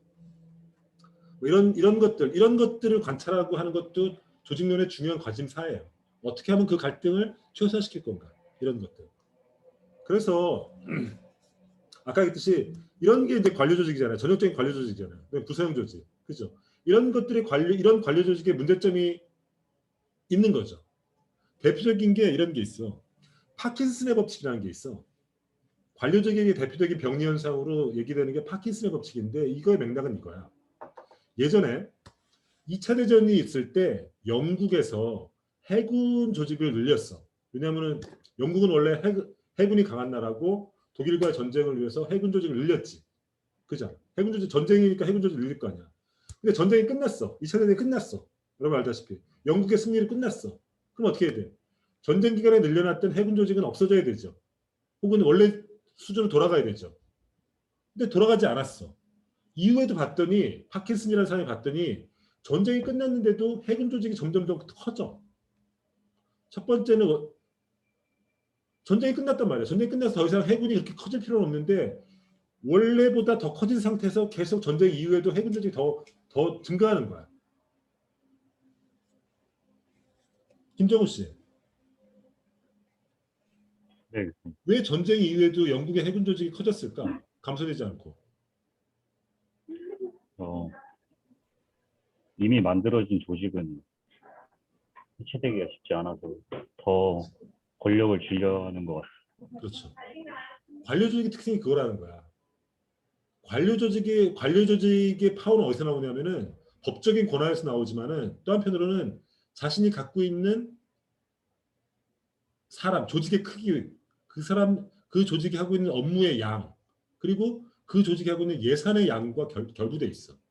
그러니까 해군성이 커졌다, 전쟁이라는 이유로 해군 조직이 커졌단 말이야. 그러면 조직을 줄인다는 거는 해군의 권한이 줄어든다는 뜻이거든. 그러니까 계속 첫 번째, 사람을 계속 늘려. 이른바 부하 배직의 법칙이야. 이 파킨슨 1법칙이야. 필요도 없는데 사람을 늘리는 법칙이야. 두 번째, 업무를 늘려. 사람을 늘리면 업무를 늘려야 되는 거죠. 업무를 늘어나고 사람이 늘어나는 게 아니라 먼저 사람을 늘리고 사람이 늘어나는 사람에 맞춰서 업무를 또 늘리는 거야. 쓸데없는 일을 계속 하는 거지. 원래 해군은 전쟁만 하는 역할을 했는데 막 해안 경비라든지 막 환경 뭐 인명 구조라든지 뭐 이런 역할을 계속 억지로 만드는 거야. 왜? 조직의 규모가 결국은 권한의 크기랑 연결되어 있으니까. 이게 파킨슨의 법칙이에요. 파킨슨의 법칙 한마디로 얘기하면 뭐 이런 거 뭐냐면 이렇게 얘기할 수 있어. 공무원 조직은 쓸데없이 자신의 권한 확대를 위해서 사람과 업무를 늘린다는 거지. 그죠? 이거는 관료제의 전형적인 병리 현상이야. 그래서 이런 관료 조직의 문제를 아까도 잠깐 얘기했지만 관료 조직의 어떤 병리 현상을 줄이기 위해서 최근에는 관료제를 좀 약화시키면서 이런 매트릭스 조직, 이런 위계적인 조직이 아니라 매트릭스 조직, 같은 업무를 하는 사람들을 수평적으로 연결하는 거야. 혹은 네트워크 조직, 직급과 구분 없이 서로 막 다양하게 연결시켜서 업무를 이렇게 하게 되는 이런 식으로 조직 구성한다. 기업에서도 이렇게 하고 정부에서도 이렇게 하고 이런 실험들을 하는 거죠. 하지만은 기본 뼈대는 관료제야. 그죠? 이런 거. 이런 게 이제 이른바 조직론 중에서 조직 구조의 핵심적인 관심사예요. 어떻게 정부 조직 혹은 어떤 대규모 조직들을 구성하고 운영하고 할 건가 이런 거죠. 이 조직론의 또 다른 관심은 행태라는 관심이에요. 조직 행태. 조직 행태의 두 가지 핵심적인 건 뭐냐면 리더십과 동기부여라는 주제예요. 핵심은 뭐냐면은 생각해봐라. 어떤 조직이 잘 굴러가려면은 정부 구조 이런 것도 잘 짜야 되지만은 결국은 그 조직의 리더가 잘해야 되거든. 좋은 리더를 만나면 일이 잘 돼. 그죠? 그리고 리더가 잘한다는 건 결국은 그 사람들에게 일을 잘할 수 있도록 내가 이 일을 왜 하고 이 그런 어떤 그 의미를 계속 부여해 줘야 돼. 이른바 동기부여, 모티베이션을 잘해야 돼. 그죠? 그래서 조직론에서 또 다른 관심은 뭐냐면은 어떤 리더가 좋은 리더인가? 어떤 리더십이 좋은 리더십인가? 그리고 어떻게 하면 사람들에게 동기부여를 좋게 할 건가? 이런 것들이 중요한 또 관심사예요. 우리 수업으로 얘기해 볼게요. 우리 수업의 목적은 뭐야? 여러분들이 한 학기 동안 수업을 마친 다음에 행정학 개론에 대한 어떤 이해의 폭, 혹은 행정학 개론을 통해서 세상을 보고 혹은 정부를 보는 어떤 이해의 폭이 넓어지는 거잖아. 그러면은 첫 번째 관심사는 조직 구조의 관점에서는 수업의 운영 방식이라든지 여러분들의 조구성이라든지 이런 것들을 구조를 잘 짜야겠죠. 그 다음에 이제 조교와의 어떤 역할을 잘해야겠죠. 그죠? 또 한편으로는 그것 외에 또 한편은 뭐냐면은 이 수업을 전체적으로 조직하는 나, 이른바 교사라는 나, 교수라는 내가 리더십을 잘 발휘해야 돼.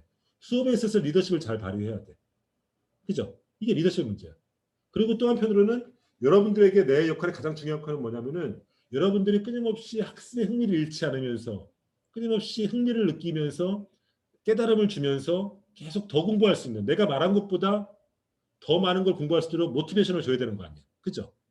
조직 행태도 똑같은 관심사예요. 어떻게 하면 리더가 리더십을 잘 발휘할 건가? 그리고 어떻게 하면은 그 조직원들이 어떻게 강한 동기부여를 할 건가? 이런 것들이 핵심 관심사예요. 그죠? 그럼 내가 물어볼게. 수현 씨. 네. 좋은 리더의 조건은 뭐야?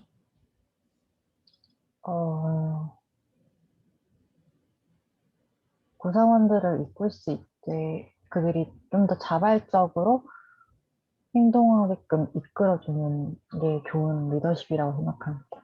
예를 들면 역사적인 인물 중에 누가 있어? 역사.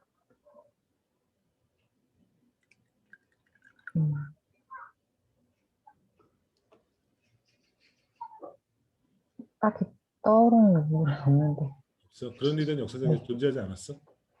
있을 것 같은데 지금 생각이 잘 안 나서. 그러면 나는 이 수업에서 좋은 교육 리더야? 네, 그렇다고 생각합니다. 왜? 저희에게 계속 생각을 하게끔 해주시니까 스스로 생각을 하게끔 힘을 키워주시는 것 같아요. 좋은 학생이네. 지선 씨, 유지선 씨. 네, 교수님. 좋은 리더는 어떤 사람이야? 최근에 생각하기로는 좀 권위적이지 않고,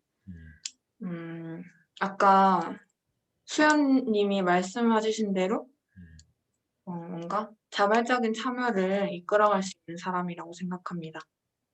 역사적인 인물 중에 누가 있어?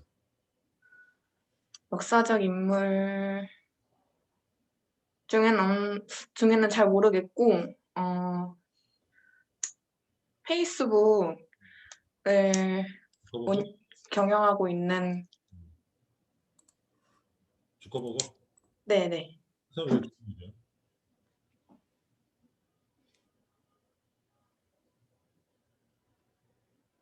왜 좋은 리더냐고?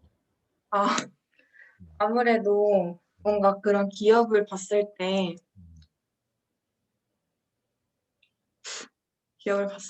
뭔가 운영이 좀 자율적이고 그 직원들의 자율적이고 자발적인 참여가 좀 기업을 효율적으로 이끌어 나가는 것 같아서 그렇게 생각했습니다.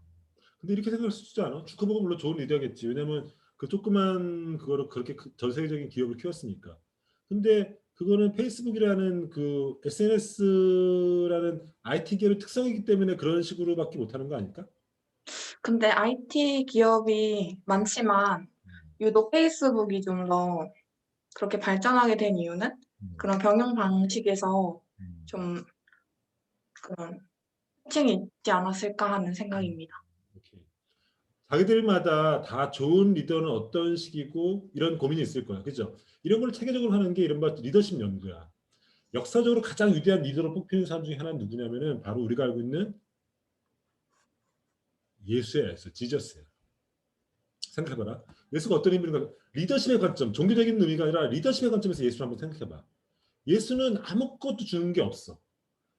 돈을 그 사람이 뭐 돈을 주지도 않고 아무것도 주지 않았어. 근데 자발적으로 제자들이 구름같이 따라갔고 심지어 예수가 죽은 다음에 예수의 그 말씀을 전하기 위해서 전 세계에 목숨을 불사하고 사람들이 퍼져나가, 이른바 사도들이 퍼져나가. 그죠? 예수가 이 사람들에게 뭘 줬을까? 현세윤 씨. 예수가 자기 제자들에게 뭘 줬을까? 리더의 관점에서 보면.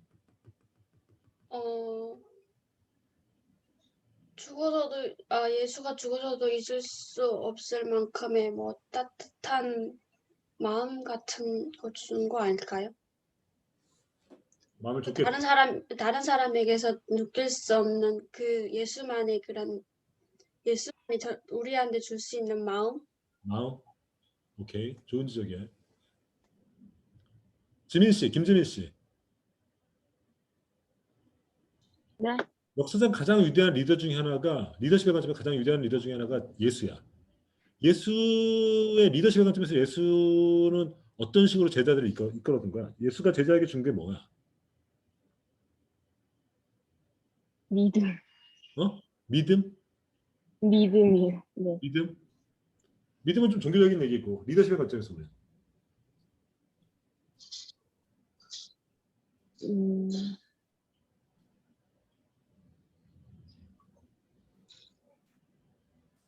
예수를 리더라고 생각해본 적은 한 번도 없지. 그냥 신과 가까운 어떤 사람을 생각했지 리더라고 생각해본 적은 없잖아. 그치? 네. 예수가 줬던 리더십은 굉장히 우리에게 뭐 많은 걸 생각하게 해. 좋은 리더는 뭔가? 생각해봐라. 예수 아까 얘기했듯이 그 12명의 사도들을 보면은 그 사람은 예수가 그 사람에게 먹거리를 준 것도 아니고 일자리 준 것도 아니고 부귀영화를 준 것도 아니고 아무것도 준 거 없어. 근데 예수를 만나고 그 사람들은 모두가 변했어. 그리고 예수 사후에 예수의 어떤 말씀을 전하기 위해서 복음을 전하기 위해서 전 세계로 퍼져나갔고 그것이 서양의 역사를 만들어냈단 말이야. 예수가 무엇을 줬을까? 리더로서 뭘 했을까? 내가 볼 때는 여러 가지가 있겠지만은 가장 중요한 게 내가 볼 때는 비전이라고 봐. 비전. 그러니까 좋은 리더의 조건은 예수를 통해서 봤을 때 좋은 리더의 조건은 비전을 주는 리더야. 이 세상은 무엇이고 인간은 어떻게 살아야 되고 뭐 이런 것들 있잖아. 세상을 비전이 뭐야? 비전은 그야말로 보는 거잖아. 세상을 어떻게 봐야 된다는 그거. 그 비전을 준 거야. 만약에 여러분들이 어떤 회사에 들어가거나 어떤 조직에 들어갔는데 그 사람 거기에 조직에서 그 사람을 만나서 내가 세상 어떻게 살면 돼? 어떻게 살면 되겠어? 세상은 이런 거였어. 이런 깨달음이 있다면 그 사람은 좋은 리더야. 당신에게 비전을 줬으니까. 눈을 뜨게 해주는 거지. 비전은 그야말로. 또 한편으로는 예수는 무엇을 줬냐면은 동기부여를 줬어. 이 세상을 살아가야 되는 이유. 사도들에게 세상을 어떻게 살아가야 될 건가는 삶의 의미를 준 거야. 모티베이션을 세게 해준 거지. 그죠? 그래서 역시 조직에 들어가거나 혹은 어떤 조직에 회사에 들어갔을 때 당신의 리더가 그건 부장일 수도 있고 정말 사장님일 수도 있고 당신들에게 뭔가 내일을 더 열심히 해야 될 이유, 내가 더 하루하루 더 열심히 살아야 될 이유, 내가 이 업무에 최선을 다해야 될 이유를 준다면 그 리더도 좋은 리더야. 그죠? 그럼 내가 물어볼게. 정다혜 씨. 리더의 관점, 리더십의 관점에서 문재인 대통령은 좋은 리더인가?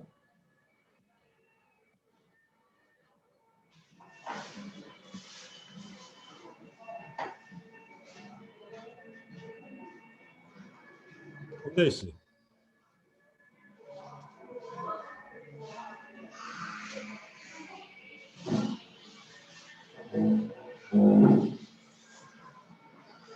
그럼 내일 다시 물어볼게. 나는 나는 정다혜 씨한테 좋은 교육 리더야? 왜?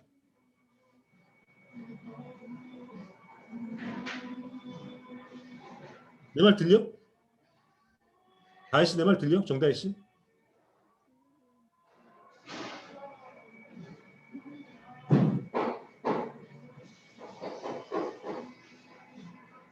정다혜 씨 안 들리나 보다. 홍성환 씨. 네. 문재인 대통령은 리더십의 관점에서 좋은 리더야? 방금 교수님께서 말씀해주신 비전과 동기부여를 제공하냐의 측면에서 봤을 때는 저는 그렇게 생각했습니다. 각자 다 생각이 있을 거야. 있을 거야. 어쨌든 리더십은 굉장히 조직 관점에서 굉장히 중요한 원리라는 거. 이런 생각을 좀 했으면 좋겠고, 이런 것도 이제 연구 조심해. 내가 인터넷에서 본 건데, 좋은 리더, 세상에 존재하는 리더를 4가지로 구분하는 그 분류법이야. 이런 거지. 여러분들 회사에 가거나 조직에 가면은 4명 중에 꼭 1명을 이런 유형 중에 한 사람 꼭 만나게 돼 있어. 어떻게 구분하냐면은 그 사람이 성격이 좋냐 나쁘냐는 기준이야. 이 축이 하나가 있고, 그 사람이 일을 잘하냐 못하냐라는 기준이 있어. 그러면은 성격이 되게 좋고 일도 굉장히 잘하는 리더가 있어. 이런 사람 우리가 보통 호인이라 불러. 그죠? 그리고 정반대에는 일도 더럽게 못하는데 성질도 더러운 놈들이 있어. 리더 중에. 그런 사람들을 우리가 호로새끼라 불러. 그죠? 그리고 성격은 좋은데 성격만 좋은 사람이 있어. 일은 더럽게 못해. 막 그 사람 밑에 있으면 피곤해. 이런 사람들은 호구야. 그죠? 그리고 일은 엄청 잘하는데 그 사람 밑에 있으면 내가 막 계속 업무 성적이 늘어나는데 성격은 굉장히 지랄 같은 사람이 있어. 이런 사람들을 호랭이라 부르죠. 그죠? 세상에는 항상 여러분 중에 4명 중에 1명을 꼭 만나게 돼 있어. 그죠? 이하늘 씨. 이하늘 씨. 카메라. 네. 어떤 리더가 가장 좋은 리더일까? 아무래도 호인이지 않을까 싶습니다. 근데 재밌는 건 뭐냐면 세상에 호인은 많지 않아. 호인은 세상에 거의 없다고 봐야 돼. 그러면 그 차선책은 뭐가 돼야 될까?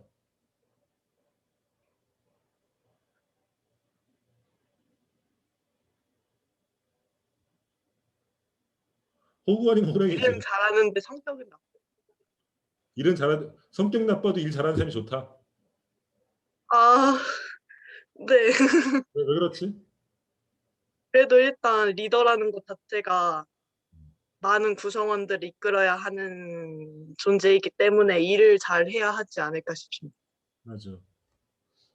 그렇지. 이게 그건 업무 중심적 생각이고, 근데 막 들들 볶아. 막 일은 내가 막 업무는 느는 것 같은데 막 하루하루 막 삐쩍삐쩍 말라. 미쳐 팔짝 뛰는 노릇이지. 그죠? 세상에는 내가 볼 때는 내가 짧은 경험에는 세상에 호의는 거의 없어. 일부 있고, 호랭이도 많지 않아. 대개는 호구랑 호로 새끼들이 많아. 그래서 내가 회사에 취직해가지고 호랭이를 만나면 굉장히 복받는 거야. 그리고 호구일 경우가 많아 또. 그리고 대개는 호로 새끼들이 많고. 그래서 앞으로 여러분들이 그럴 거다. 여러분들은 뭐가 돼야 돼? 좋은 리더가 되려면 어떻게 해야 돼? 호인이 돼야겠죠. 그죠? 그러니까 사실은 리더가 된다는 거는 여러 가지를 같이 고민하는 거야. 어떻게 하면은 조직도 잘 구성하고 구조적으로도 조직을 잘 만들고 또 그 조직 구성원들에게 어떻게 동기부여를 할 건가 이런 것도 고민하는 자리인 거죠. 그래서 리더십도 조직 연구에서 굉장히 중요한 요소다는 것들. 리더십과 같이 짝을 이루는 게 뭐냐면은 동기부여라는 요소야. 동기부여. 그러면 어떻게 리더의 가장 중요한 역할이 동기부여잖아. 모티베이션인데 모티베이션과 관련된 이론 굉장히 많아. 이걸 이 시간 다 못해. 이거는 거의 한 학기 동안에 걸려도 다 못해. 그래서 핵심적인 얘기만 할게요. 동기부여, 어떻게 하면 사람에게 동기부여를 할 건가를 설명하는 이론이 크게 3개가 있어. 하나는 내용 이론이 있고 과정 이론이 있고 직무 이론이 있는데 각각은 뭐냐면은 내용 이론은 뭐냐면은 동기라는 거는 사람들이 갖고 있는 모티베이션의 발달 과정이 내면적으로 있다는 거야. 대표적인 게 우리가 알고 있는 모슬로의 5단계 이론이야. 사람의 동기는 어떻게 발전하냐면은 먼저 생리적 욕구가 있어. 먹고 마시고 뭐 이런 욕구가 있어. 이 욕구가 해결되면은 그 다음 욕구로 발전한다는 거야. 안전에 대한 욕구, 물리적 안전에 대한 욕구. 이 욕구가 해결되면은 개인간 사회적 욕구, 사회적으로 인정받고 싶은 욕구로 발전한다는 거야. 이것까지도 이 욕구도 해결되면은 사람의 동기는 어디로 발전하냐면은 존경받고 싶은 욕구로 발전한다는 거야.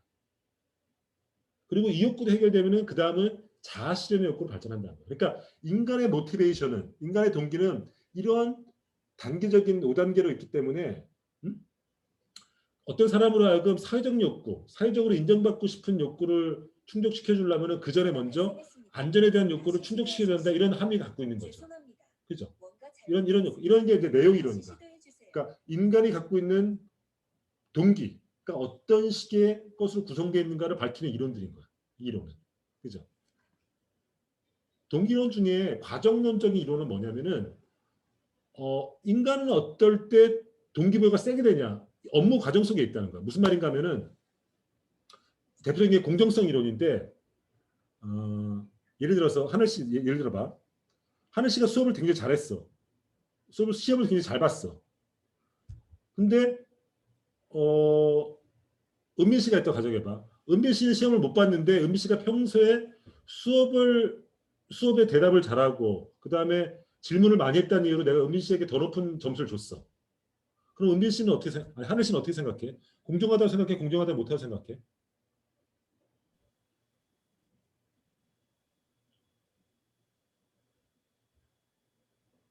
공정하지 못하다고 생각. 공정하지 못하다고 생각하겠지. 왜냐면은 내가 이번 수업에는 질문에 대한 가점을 주지 않기로 내가 정해놨으니까. 그죠? 공정하지 않다고 생각해. 이런 거야.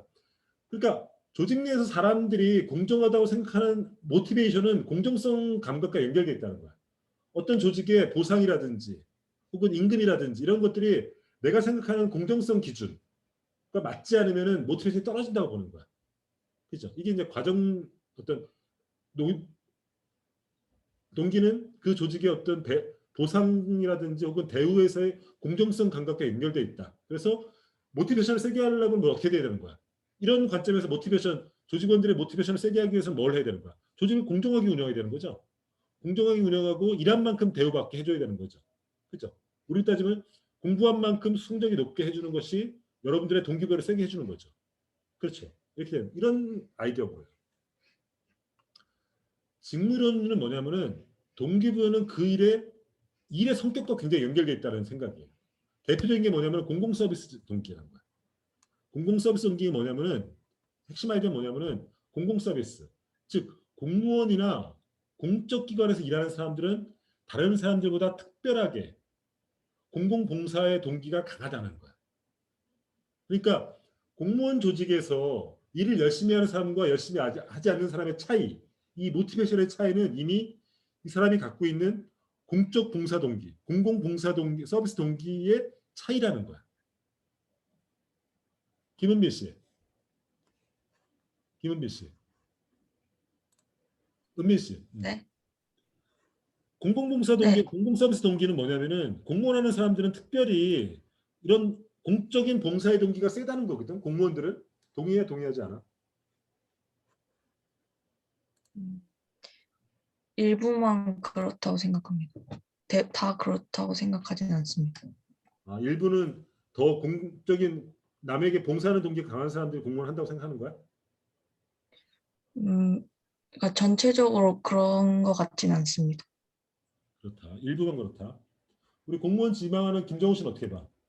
공무원 지망하는 사람들은 특별히 공공 서비스 동기가 더 강하다. PSM이라고 부르는데 정말 그래? 네, 그런 것 같아요. 그런 것 같아? 네. 그렇죠. 보는 관점이 다를 거야. 근데 어쨌든 이 핵심의 아이디어는 뭐냐면은 공적 서비스를 하는 사람, 공무원들이 더 국민을 위해서 열심히 일하려고 하면은 공공 서비스 동기가 강한 사람들을 선발해야 된다는 거야.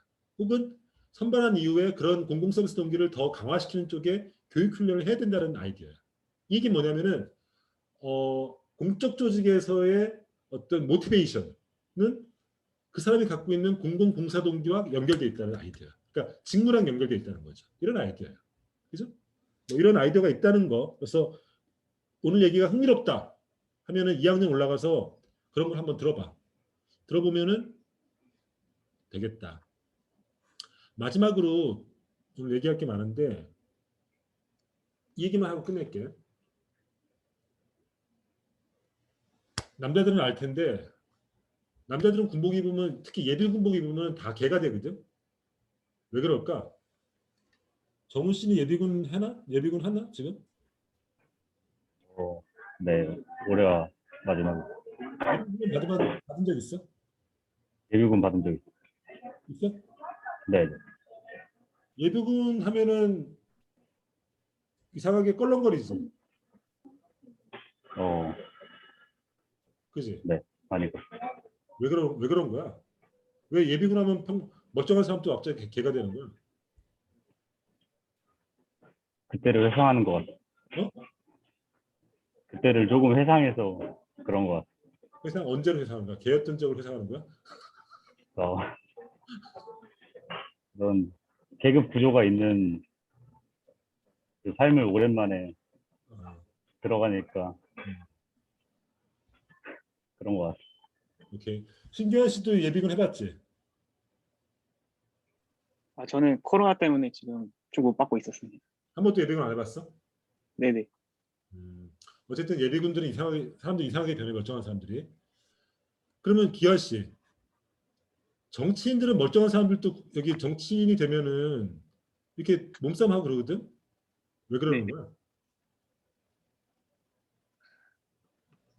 어떤 정치적인 옳고 그름에 따라서 또 저렇게 할 수도 있지만 어떤 자신의 입장이란 것도 있고 어떤 자기 당의 입장도 있으니까 좀 저렇게 극단적으로까지 가는 것 같습니다. 그러니까 궁금하단 말이야. 왜 멀쩡한 사람들이 군복만 입혀놓으면, 예비 군복만 입혀놓으면 저렇게 저렇게 개참아야 될까? 그리고 그 동네에서 가장 똑똑하다는 사람이 국회의원이 됐는데 왜 국회만 300명 모아놓으면 패싸움을 할까? 이거 궁금하잖아. 여러 가지 설명할 수 있어. 조직 행태로 설명할 수도 있어. 그 사람이 갖고 있는 내면적 동기라든지 이런 거 설명할 수도 있고, 또 한편으로는 조직 구조로 설명할 수 있어. 이 예비군 조직 구조로 설명할 수 있는데, 또 다른 관점은 뭐냐면은 조직 문화로도 설명할 수 있다는 거야. 그 조직이 갖고 있는 독특한 문화가 있다는 거지. 그렇죠? 대표적인 게 조직 문화가 대표적인 예를 든 게 이런 게 있어. 이게 뭐 좀 10년 전 얘기라서 지금 맞는지 모르겠는데 사람들의 스테레오타입이 있어. 삼성의 직원들은 어떨 거라는 느낌. 삼성의 직원은 이게 10년 전 얘기니까 지금 여러분 아이들하고 맞는지 모르겠어.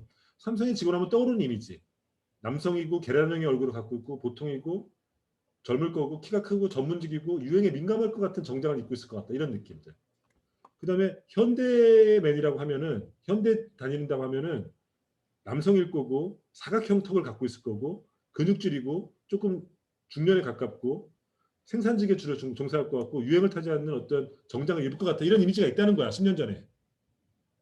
황수현 씨. 이런 기업에 따른 이런 이미지가 우리가 갖고 있잖아. 그치? 네. 이런 이미지는 왜 생겨나는 거야? 그 회사들이 보여주는 모습들 때문인 것 같습니다. 그렇죠. 삼성이라는 기업은 기본적으로 경공업을 출발해서 반도체라든지 첨단으로 발전한 기업이란 말이야. 그죠? 그리고 현대라는 기업은 기본적으로 건설으로 시작해가지고 장우중대, 조선업이라든지 자동차 이런 걸 발전한 기업이야. 그러니까 우리 이미지 자체가 그런 곳에서 일하는 사람은 결국은 그런 사람이 될 거다. 이런 느낌이 우리 스테레오타입이 있는 거야. 이게 바로 조직 문화라는 아이디어인 거죠. 그리고 실제로 조직 문화가 그렇고. 그러니까 그런 조직 문화에 길들여졌으니까 사람도 그럴 거다. 이런 생각이 있는 거죠. 그죠? 이런 것들이 조직 문화라는 거죠. 그리고 그 조직 문화는 실제로 사람을 그렇게 만들어. 아까 봤듯이 우리가 뭐 예비군의 그런 어떤 일탈된 행동 같은 경우 여러 가지 설명할 수 있지만은 예비군 조직 문화가 갖고 있는 어떤 독특한 분위기가 있어. 나도 예비군 여러 번 해봤는데 일단 예비군은 일상을 하다가 갑자기 훈련 받는 거거든. 그러면 느낌이 어떻게 되냐면은 잠깐 쉰다는 느낌도 있고 귀찮은 느낌도 있어. 그리고 옛날에 군대에 지긋지긋했던 악몽도 떠올라. 그러면서 집단적으로 막 문란해진 분위기가 생겨. 멀쩡한 사람들도 막 길거리에 침대 있고 막 길에서 오줌 싸고 막 그래. 막 이렇게 잔디밭에 누워 자기도 하고 평상시에 하지 않는 행동을. 이걸 여러 가지 설명할 수 있지만은 조직 문화로 설명할 수도 있다는 거야. 그래서 이런 것들도 조직론의 중요한 관심사다. 그러면 내가 물어볼게. 캐톨릭 대학교도 일정한 조직이라고 얘기할 수 있어.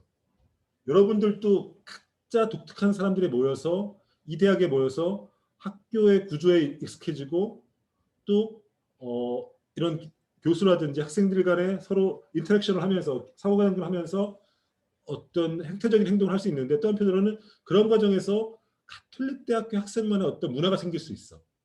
이거는 조직 문화의 관점에서 보면 가톨릭 대의 조직 문화지. 그죠? 그게 생길 수 있단 말이야. 나연 씨. 김나연 씨. 네? 가톨릭 대만 학생들만의 특별한 조직 문화가 있어?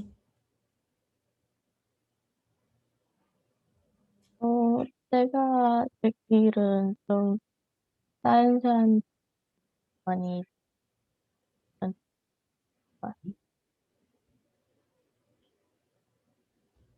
있어?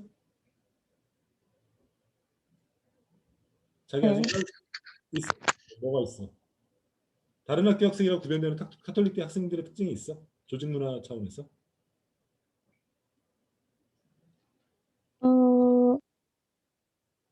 좀 더 타인을 배려하는 그런 문화가 있는 것 같아.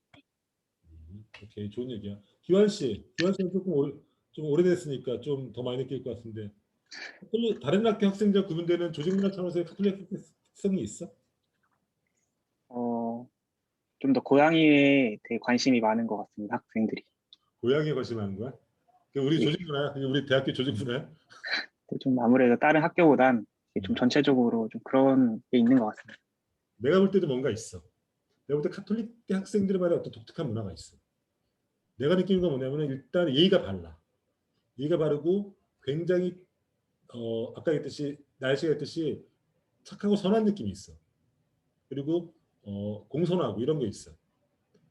그런 게 특징이 있어. 이 조직 문화지. 왜 생겼을까? 뭐 학교의 교육 과정이라든지 뭐 그런 사람이 모일 수도 있고 여러 가지 이유가 있을 거야. 근데 또 한편으로는 뒤집어 보면 이런 것도 있어. 동전의 양면인데 덜 공격적이야. 그러니까 덜 도전적이야.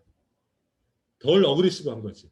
예의가 바른 거는 또 뒤집으면은 약간 덜 공격적인 거지. 덜 진취적이라고 얘기할 수도 있지. 그죠? 뭐 이런 측면도 있어 내가 볼 때는. 뭐가 좋다고 얘기할 수는 없어. 예의 바른 사람들이 더 대우받을 수도 있고 더 좋은 걸 수도 있어. 순속이 내려가지고 내 몫을 잘 하는 걸 수도 있어. 근데 세상이 꼭 그렇게만 흘러가지 않는다. 왜냐하면은 세상에 나쁜 놈들이 되게 많거든. 되게 나쁜 놈 많아. 그러니까 기본적으로 예의를 지키되 인간의 품위를 지키되 어떤 순간에서는 굉장히 어그레시브할 순간이 필요해 사실은. 그지? 그러니까 이거는 앞으로 뭐 영원히 가톨릭 대학생으로 살지는 않지만 어쨌든 앞으로 살면서 항상 느끼는 문제니까 항상 그 균형을 맞추는 게 필요한 것 같아 내 생각에. 어쨌든 그렇다. 그래서 오늘은 오늘 할 얘기 다 했어. 오늘은 내가 좀 말이 많았던 이유가 뭐냐면은 많은 얘기를 2시간 만에 그냥 개론으로 이렇게 훑고 가느라고 좀 그랬던 것 같아. 그래서 조직론이라는 것들이 한 분야고, 그러니까 행정학의 한 분야인데 어떤 것들의 주제를 다루는지를 조금씩 얘기는 다 했던 것 같아. 오케이? 그래서 질문 있어?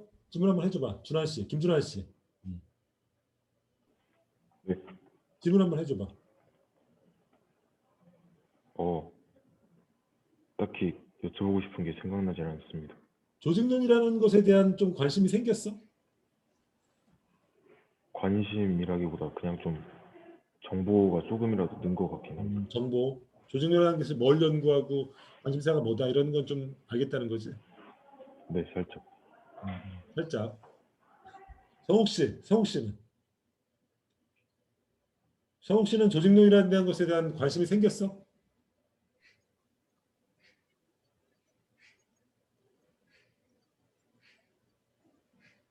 성욱 씨, 관심이 생겼어? 안 들려.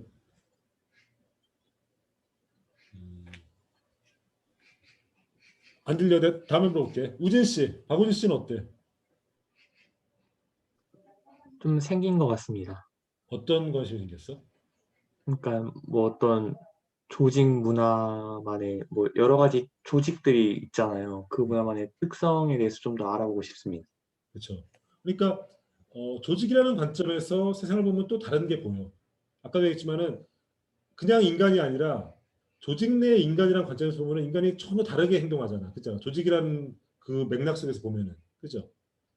그리고 또 조직 내 인간이라는 관점에서 정부라든지 공무원을 보면 또 다르게 보이거든.